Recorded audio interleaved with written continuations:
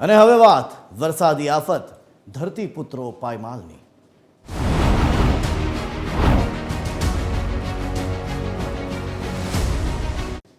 ભાવનગર જિલ્લામાં ભારે પવન અને કરા સાથે પડેલા કમોસમી વરસાદે ખેડૂતોના મોંમાં આવેલો કોળિયો છીનવી લીધો છે। બાગાયતી પાકોની ખેતી કરતા ખેડૂતોને કમોસમી વરસાદના કારણે પારાવાર નુકસાન વેઠવાનો વારો આવ્યો છે, જેના પગલે ખેડૂતોએ સરકાર પાસે યોગ્ય વળતરની માંગ કરી છે। જુઓ અમારો વિશેષ અહેવાલ।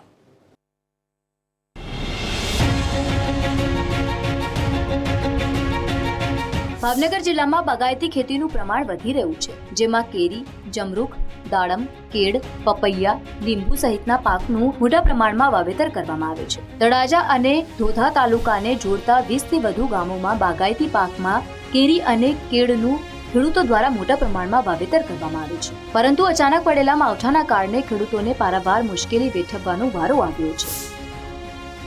લીંબુનો કાંટો વાગ્યો તો એ લીંબુ ફેલ થાય, પાછા કરાય પડ્યા, જે લીંબુમાં કેરીમાં કરો અડી ગયો હોય તો એ પણ ફેલ થાય, પછી બાજરી, પછી તલ, ડુંગળી, મોટા ભાગમાં બધામાં નુકસાન જ થયું છે। એમાં ફાયદો તો કાંઈ થાય જ નહીં આખા જિલ્લામાં। મોટાભાગની ભાવનગરની જે કેરી જે છે એ એક્સપોર્ટ થવાની તૈયારીમાં જ્યાં આવી ત્યાં જ વીણવાનો સમય આવ્યો ત્યાં જ વરસાદ શરૂ થયો।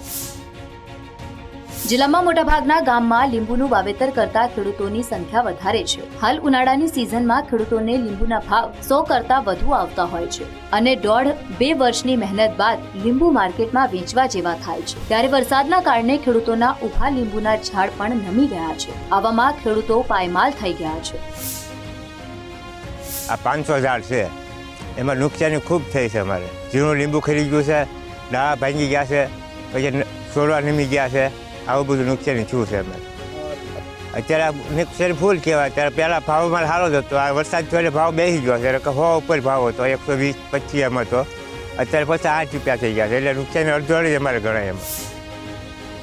તળાજા તેમજ ધોધા તાલુકાના ખેડૂતો આંબા અને કેળનું વાવેતર કરી સારું ઉત્પાદન મેળવી રહ્યા છે, જેમાં સોસિયા 1 નામની કેસર કેરી ભારત સહિત વિદેશમાં પણ સપ્લાય કરવામાં આવે છે। સારી સિઝન હોય ત્યારે સોસિયા કેસર કેરી 2000 થી 4000 પ્રતિમણના ભાવે વેચાતી હોય છે, પરંતુ આ વર્ષે ખેડૂતોની આશા ઉપર માવઠાએ પાણી ફેરવી દીધું છે।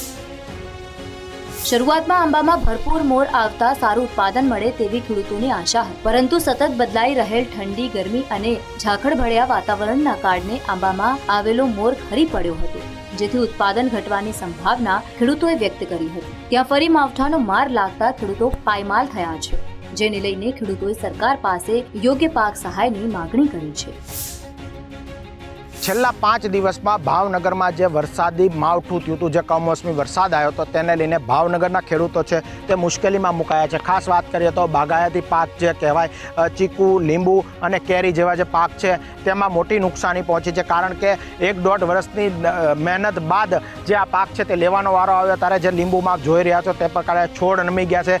આંબામાં વાત કરીએ તો તમામ કેરીઓ છે તે સાઇઝ નાની છે, તે આજ ખરી ગઈ છે। બીજી તરફ વાત કરીએ તો જે ચીકુ છે તેમાં પણ અનેક ચીકુ ખરી જતા, કાચા ચીકુ ખરી જતા ખેડૂતોને આ અંગે નુકસાની ભોગવવાનો વારો આવ્યો છે। જે પ્રકારે વાત કરીએ તો અન્ય જે બાજરી, જાર સહિતના જે પાક છે તેમાં પણ ખેડૂતોને કમોસમી વરસાદ ખેતરોમાં અતિશય પાણી ભરાવાને લઈને ખેડૂતોને નુકસાની પહોંચી છે।